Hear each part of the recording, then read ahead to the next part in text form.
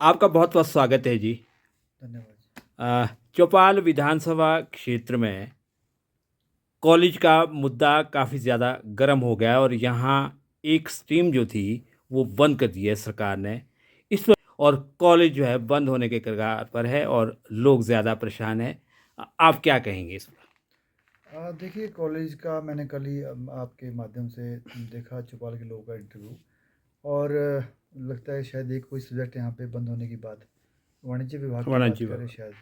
तो अब इसमें किस आधार पे बात की गई है, तो मैं तो आपके माध्यम से यही आग्रह करूँगा सरकार से कि जो हमारे रिमोट एरिया हैं, चाहे इससे पहले कुपी का भी बंद हुआ था, तो उसमें उसके लिए आभार व्यक्त करते हैं माननीय मुख्यमंत्री महोदय के, उन्होंने उस पे दोबारा पुनर्विचार करके उसको खोला है लोगों की डिमांड पर। हम्म। और हमने कुपी के कॉलेज के बारे में 1 साल पहले भी मुद्दा उठाया था कि ऐसे कॉलेज को बंद ना किया जाए, क्योंकि रिमोट एरियाज़ है, बच्चे की संख्या कम है, चाहे ज़्यादा है या कहाँ जाएँगे, कम भी है तो कहाँ जाएँगे वो लोग। वैसे हमारा चौपाल का जो क्षेत्र है, ये निश्चित रूप से जो हमारे संपन्न लोग हैं तो कहीं पढ़ाते हैं बच्चे। हम्म। फ़र्क पड़ता है जो गरीब बच्चे हैं।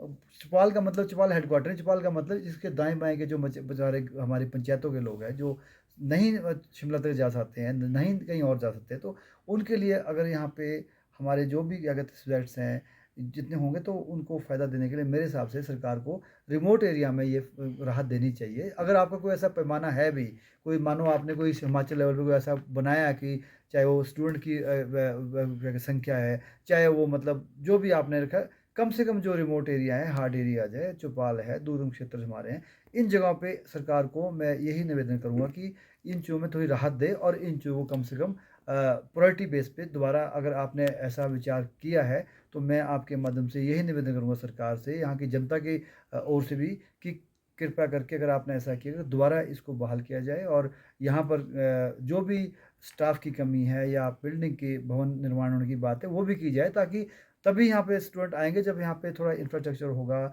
स्टाफ होगा, स्वेट इंट्रोड्यूस होंगे। अब ये तो नहीं हो पाएगा ना कि जी आप स्वेट दोगे 4, तो 4 के लिए तो फिर वो कई नहीं भी कई लोगों ने साइंस पढ़नी होती है, कई लोगों ने कॉमर्स करनी होती है। तो देखो मेरे हिसाब से लोगों को एक तरह से आपको मोटिवेट भी करना पड़ेगा, हम भी करेंगे, लेकिन सरकार की ओर से भी हमें कम से कम ये राहत तो मिलेगी यहाँ पे जो हमारे स्टाफ है पूरा हो या जो सब्जेक्ट है वो पूरे हो, ताकि जो यहाँ के जो वंचित जो हमारे बच्चे हैं जो नहीं बाहर जा सकते, उनको यहाँ पे शिक्षा ग्रहण करने का मौका मिल सके।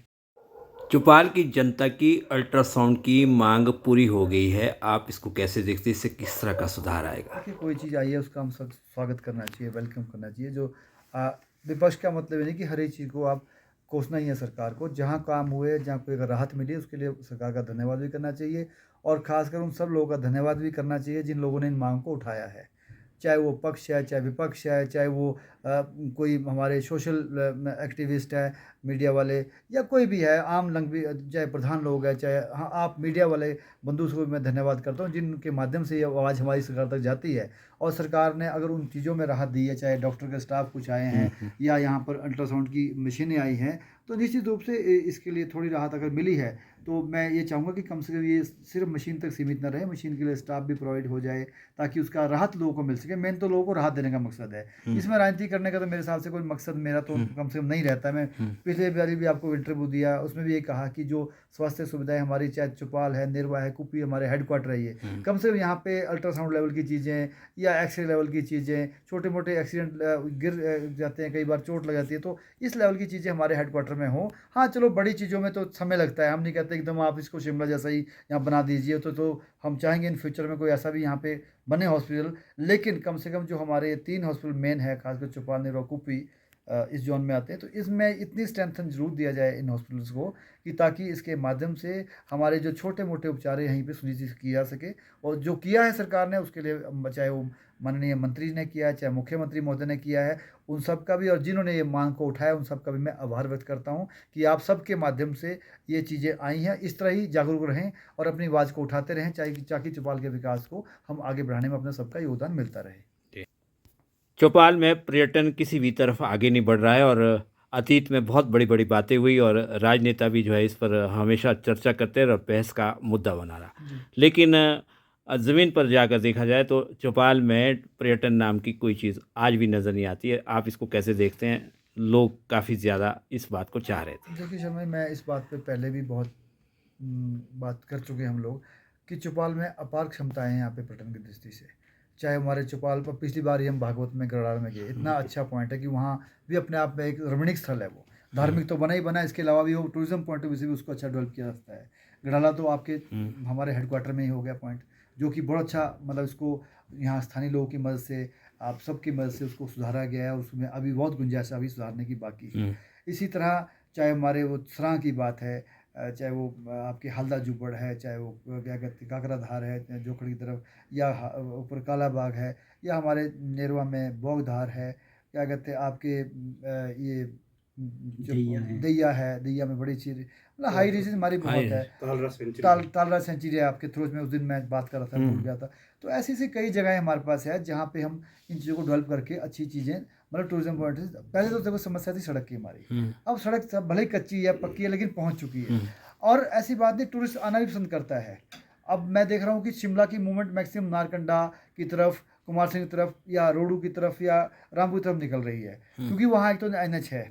तो हमें ये समस्या है कि अब हमारे NH तो नहीं है, लेकिन ये मैं ज़रूर कहता हूँ आपको कि 2013-14 में, हालांकि चलो उस टाइम हम कांग्रेस सरकार में थे और साहब मुख्यमंत्री थे, 4 जोन के टेंडर हुए थे उस टाइम। क्या कहते हैं आपके, जो एक का काम तो हो भी चुका था आपके सैन से बलगार तक है। अगले तो 3 जोन थे, उसमें खिड़की ओक्टाधांग था, ओक्टाधांग से दबास था, दबास से आगे नीचे आपके वहाँ तक था, ये फिरोजपुर तक।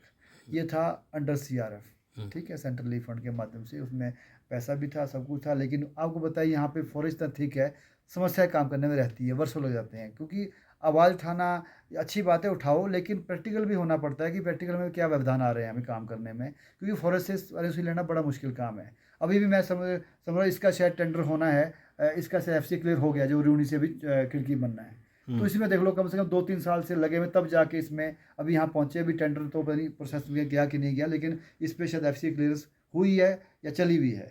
इसके बाद अगले फेस है, तो ये जब चौड़ी हो जाएगी तो निश्चित रूप से मैं आपके पॉइंट पर टूरिज्म पॉइंट को बढ़ावा देगा। कम से कम जो बाहर के लोग आए उनको यहाँ आने में गाड़ी में कोई दिक्कत ना हो। सिंगल रोड में तो वैसे भी वो बेचारे उनकी तबीयत ही खराब हो जाएगी। तो थोड़ा सा रोड मेरे हिसाब से, अभी जैसे हम देख रहे देहा से हमारा खिड़की तक भी रोड काफ़ी अच्छा बना है अभी, और ऐसा ही रोड अगर चौपाल तक बन जाए, आगे निरवा तक बन जाए, फिर तक, तो मेरे आगे तो NH है ही है। तो शायद मेरे हिसाब से ये जितनी जल्दी इस काम को हम कर सकें, सभी सरकारों से आग्रह रहेगा, सभी नेताओं से आग्रह रहेगा कि आप सब इस काम की मांग करें। ठीक है, बाकी विकास भी होने, अन्य जगह भी सड़कें बननी है, बनी भी हैं, लेकिन जो मुख्य मार्ग है इस पर हमें फोकस करके, ताकि टूरिज्म को हमें फोकस अगर करना है, बढ़ावा देना है, तो मेरे हिसाब से, क्योंकि हेली टैक्सीज की तो यहाँ पे स्कोप ऑफ रहा नहीं है, तो कोई हिमाचल में ऐसा एक हब बने कि इन जगहों को चिन्हित करके, जहाँ सड़कें जो कम है या चौड़ी कम है, लेकिन अच्छे वहाँ पे मतलब रिचेज है, अच्छी वहाँ पे दृश्य है, अच्छे रमणीक स्थल है, तो या तो सरकार एक ऐसी पॉलिसी बनाए कि इन जगह को करके आप हेली टैक्सी शुरू कर दें, जिसके माध्यम से टूरिज्म वहाँ आए। और वहाँ पे चाहे अभी खासकर 2-3 महीने में आप क्या कहते हैं वाटर प्रूफ टेंट्स लगा सकते हैं, या फिर अच्छे इंफ्रास्ट्रक्चर लोकल लोगों को प्रमोट करो, कम से कम तुम ही बना लो या लीज पे दे दो, जिसके माध्यम से टूरिज्म भी डेवलप होगा, लोकल लोगों को एम्प्लॉयमेंट भी मिलेगी। तो अपार क्षमताएं हैं, लेकिन उसके लिए बेसिक हमारे जो इंफ्रास्ट्रक्चर है इसको थोड़ा सा अभी ध्यान देने की जरूरत है। और निश्चित रूप से ये काफ़ी पेंडिंग डिमांड है, काफ़ी देर हमें हो चुकी है इन कामों के लिए, लेकिन अभी भी देर नहीं है। जब भी किसी काम को शुरू करो तो कोई बात नहीं, अगर आज भी शुरू करो तो कम से कम आने वाला कल तो हमारा सुधरे।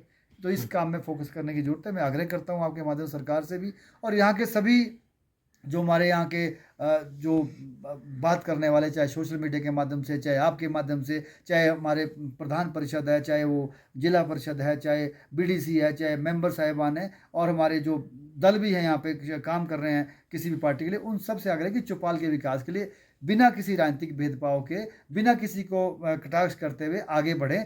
जो हो गया उसको अपनाएं, जो नहीं हो पाया उसके लिए बात करें, ताकि हम एक होकर चौपाल की आवाज़ को उठा सकें। आज कोई राजनीतिक मुद्दा नहीं, कोई वोट मांगने का मुद्दा नहीं, चौपाल के विकास को आगे करने के लिए हमें 5 साल इकट्ठा रहना है। उसके बाद जब चुनाव आएंगे तो चुनाव की बात उस टाइम होगी। अभी तो सिर्फ एक ही ध्येय रखो कि सब लोग मिलकर, कटाक्ष करके नहीं, मिलजुल कर एक दूसरे की इज्जत मान सम्मान से आप बात अपनी रखिए, सम्मान के माध्यम से अपनी बात को उठाइए। सबको एक होकर चौपाल के विकास के लिए बात रखनी, चाहे टूरिज्म का मुद्दा है, चाहे हेल्थ का मुद्दा है, चाहे सड़कों का मुद्दा है, चाहे पानी का, चाहे बिजली का है, तभी हम लोग आगे बढ़ पाएंगे। अदरवाइज हम ऐसे ही एक दूसरे पे कटाक्ष करते रहें, उसने कुछ नहीं किया, हमने कुछ नहीं किया, तुम कुछ नहीं कर रहे, तो ऐसे विकास होने वाला नहीं है। मेरा सबसे आग्रह है कि हम सब परिवार हैं, चौपाल का हम वासी हैं, हमने चौपाल ही का सोचना है, आने वाले भविष्य का सोचना है, इसलिए एक होके चौपाल की आवाज़ को आगे बढ़ाएँ ताकि चौपाल का विकास हो सके।